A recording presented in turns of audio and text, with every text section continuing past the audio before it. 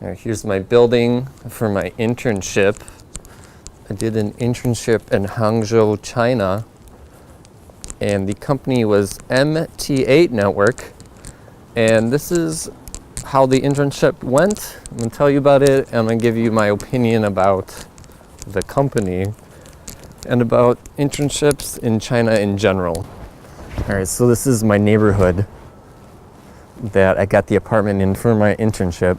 It's Chinese New Year, a couple days after Chinese New Year right now in the beginning of February, so nothing's open. It's dead. But even during Chinese New Year, this place wasn't. We're like out in the suburbs in the middle of nowhere. There's nothing around here. If I want to get into town by bus, it takes an hour to get anywhere, to get into like the center of town. Bad location. But anyway, about this MTA network, the whole process was a nightmare. First of all, I had to do the paperwork, sign the contract, and get them the $800 plus it was maybe like $300 more, something like that. I think altogether it's like $1,200 to get the visa and to do the deposit for the apartment. So, did all the paperwork, sent it to them, and then they didn't have PayPal or anything like that, so I had to send them a wire transfer. And I was in Vietnam at the time, so I had to call my mom. She had to do the stuff because she was in America. And it was, so I told them what to do. I gave them the information, but the American bank, they abbreviated things. Like, I don't know what they abbreviated. Like, for instance, like maybe network, they abbreviate to like NTW or something like that.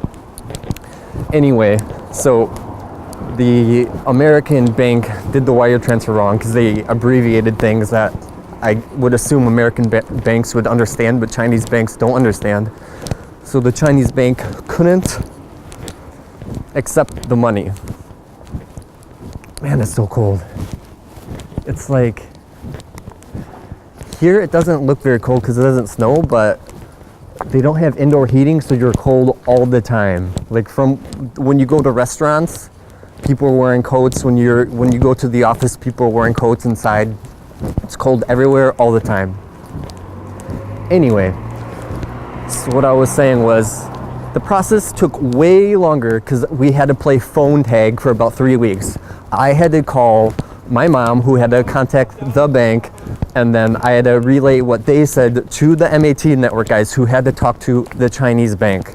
And because banks are so slow to get something fixed, it took like 3 days in between every time we tried to fix something. So overall, the whole process took like 3 weeks because there's a 12-hour time difference, and it was a nightmare. So I wasted 3 extra weeks in Vietnam trying to get that situated. So finally got everything situated, and I think I paid extra. This might not be right, but I think they gave me expedited shipping to Vietnam to get the paperwork so we could get everything ready. I can go to the Chinese embassy in Vietnam and buy my plane tickets and get to China. But there was a problem. They changed my phone number in Vietnam and sent me a text in Vietnamese, and I didn't read it. I don't know if I could have understood it anyway. But anyway, I didn't read it, erased it, and I found out that when they were trying to contact me to accept the package, the phone number didn't work. So I waited another week or something like that, and I contacted MTA Network. I'm like, are you going to send the package? And the next day they got back to me and they said, oh yeah, the package arrived a week ago. So the package arrived a week ago, and no one contacted me. I wasted another week. The guy who was supposed to deliver the package didn't tell anyone. The post office didn't tell anyone, or MTA Network didn't inform me or the boss or anything like that. So there's another week down the hole. All right, so I finally get the package, and I just know something is not gonna work. So I'm talking to, we'll call him Mr. R. He's the guy who I'm talking to about all the paperwork and everything like that. I'm like, all right, what exactly do I need to get the visa in Vietnam? What's the regulations? So he says, did you check the website I gave you? He gave me some website, and it looked like the last time it was updated was 2007 or something like that. It didn't even work. And it didn't even have information about Vietnam or America on it. So maybe I'll put that website in the link just to show you how bad it was.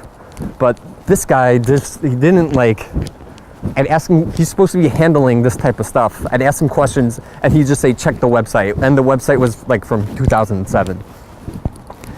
Anyway, I just kept asking questions like, do I need, one of the things they required was, I don't remember, proof that I was in Vietnam or something. I was like, okay, does that mean a work permit? Because I don't have one of those. I have a tourist visa. Does that count?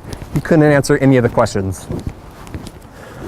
So I'm like, man, I don't want to stand in a line for however many hours in Vietnam and then get up to the counter and they say, no, you don't have the right paperwork. This guy couldn't answer any of my questions. So I had to do it anyway. Went and stood in the line, had to pay the bribe to actually go to a reasonable place in line, because that's how that works in that country. Paid the bribe, stood in line for 3 or 4 hours, got up to the counter, and the lady says, you already have a visa for China. I'm like, yeah, I got a tourist visa. She goes, well, then you can't get the student visa. Like, well, how about I have 2 visas? No, you can't do that. Well, how about I just rip this visa up right now? She goes, no. You have to go back to Chicago where you got the visa, and you have to cancel the visa there.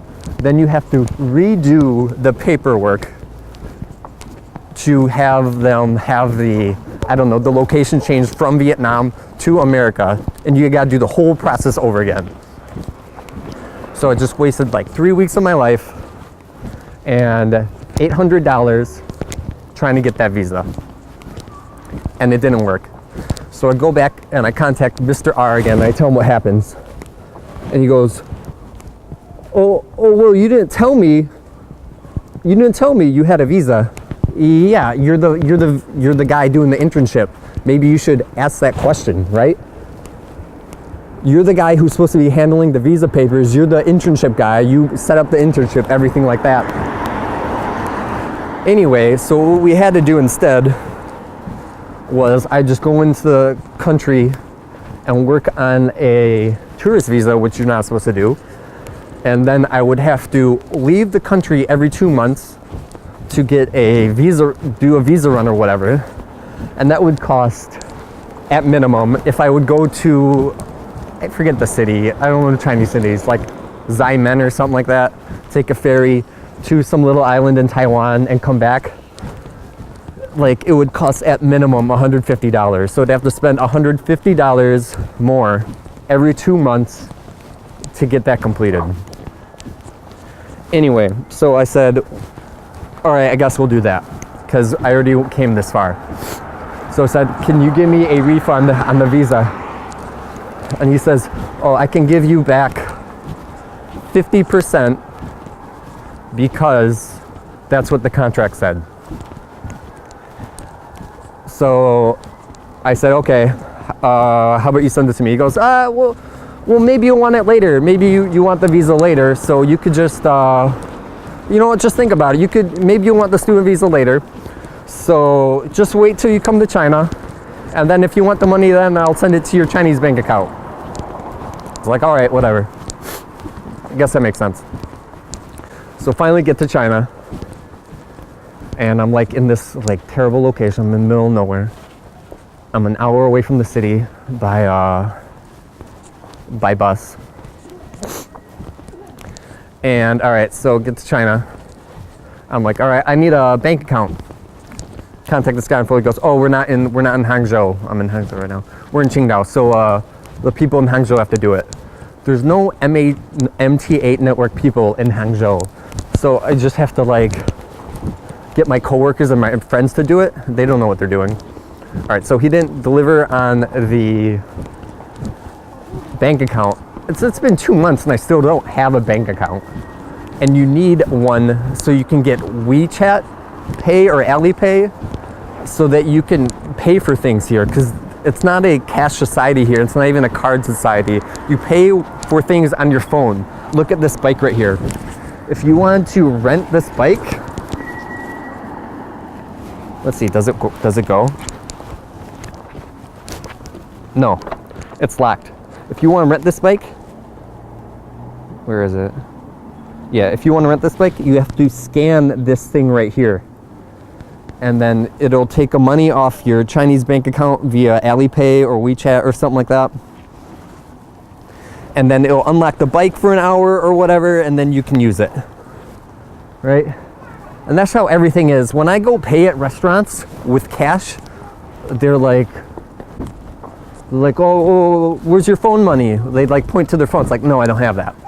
I've been on a taxi before, and then it was 50 yuan or whatever for the taxi. And at the end, I pulled out a 100 yuan bill, and the guy says, no. I said, I don't have, I think I used Google Translate or something. I was like, I don't have the yuan, I don't have the Alipay. And then so he parked his car like on the sidewalk or something like that, and he went into the coffee shop with me where I was meeting my friend, and my friend had to pay him via Alipay or WeChat or whatever it was with the phone. So getting a bank account is pretty important because you need it for everything. Here's one really bad thing that happened because I didn't have a bank account. All right, so the indoor plumbing in China is pretty bad. In my apartment, I didn't know they couldn't take toilet paper. I probably should have known because there was like a little bin right next to the toilet, but I didn't. So it was probably on December, it was a few days before New Year. It was like maybe 4 days before New Year, something like that. December 27, 28, something like that. All right, so went to the bathroom, flushed, oh, clogged, toilet's clogged. All right, so I go walk around these little stores around here, and I buy a plunger. I go upstairs, and the plunger doesn't fit. It's a normal plunger, but they got these new, really narrow toilets, so there's no suction on the plunger. So it doesn't work. So talk to my friend at work, and he's talking about, oh, like Taobao, it's like Chinese Amazon, but it's even better. Like fast shipping, same day shipping, it's even better than Amazon. It's just you gotta be careful of fake products, but shipping better than Amazon. All right, so go on Taobao. Can't use it. To use it, you need like Alipay, WeChat. You need like to scan it with something or other. I don't have that. Can't use it. All right, so I have to have my friend babysit me. Hey, all right, so can you use Taobao for me? And can you order it for me? And then I'll pay you in cash even though you don't use cash. And then can I have them call you because I don't speak Chinese, so can they call you and then have them deliver it to you, and then I can get it from you later? Like everyone's got to do me these favors all the time. It's annoying.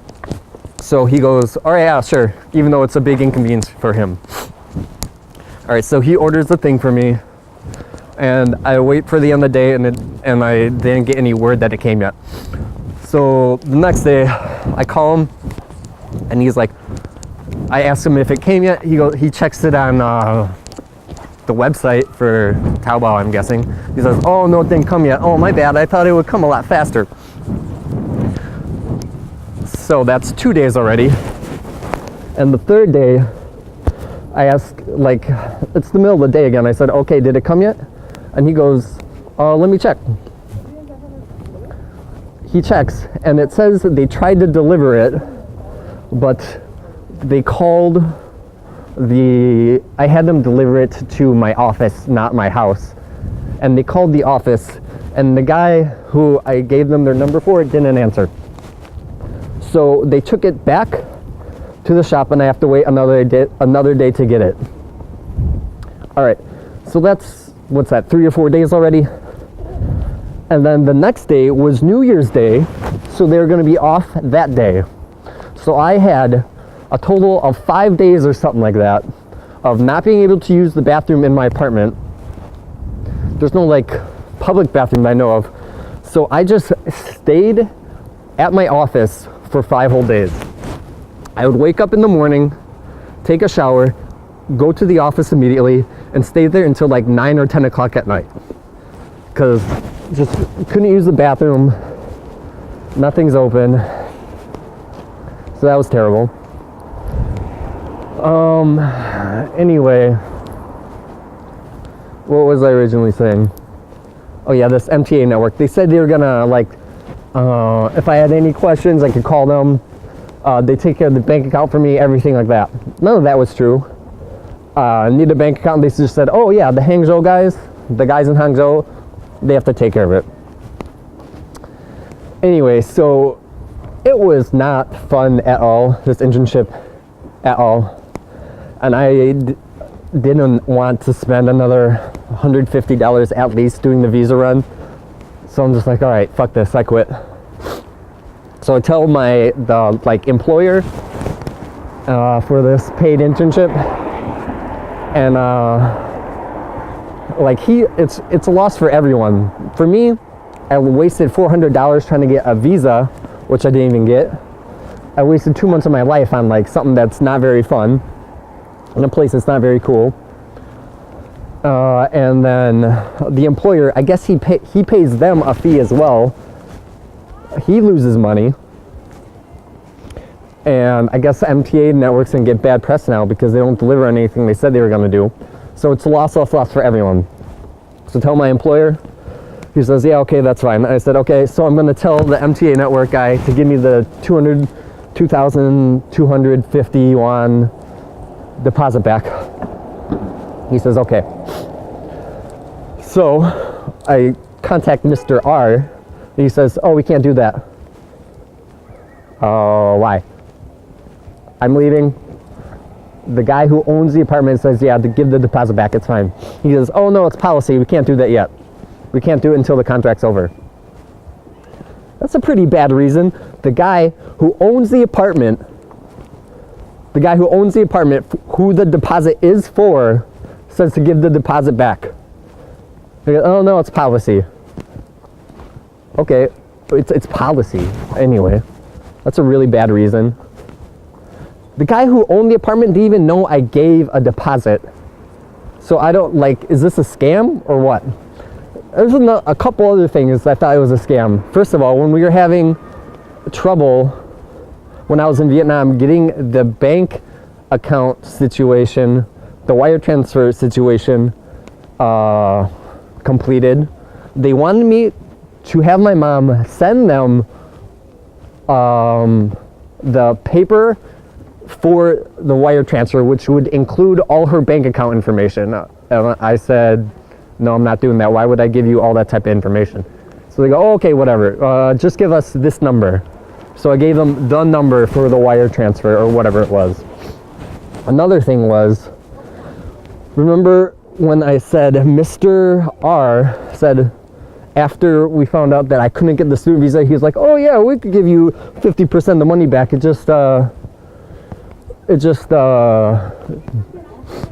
Yeah, you might as well wait till we get to China because then we'll give it on your Chinese bank account. It'll be easier. Yeah, whatever.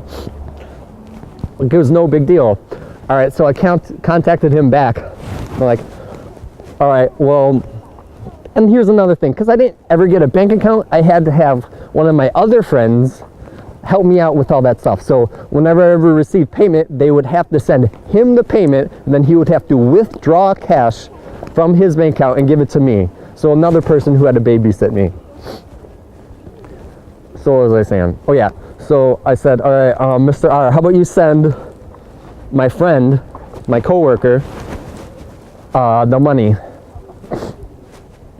And he goes, oh, well, you'll need to send us the paperwork for the visa.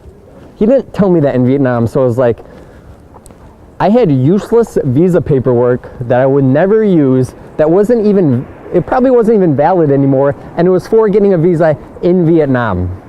Okay, that's not very useful anymore to my situation. I bet you 50% of people who were in the exact same situation would have ripped up the paperwork.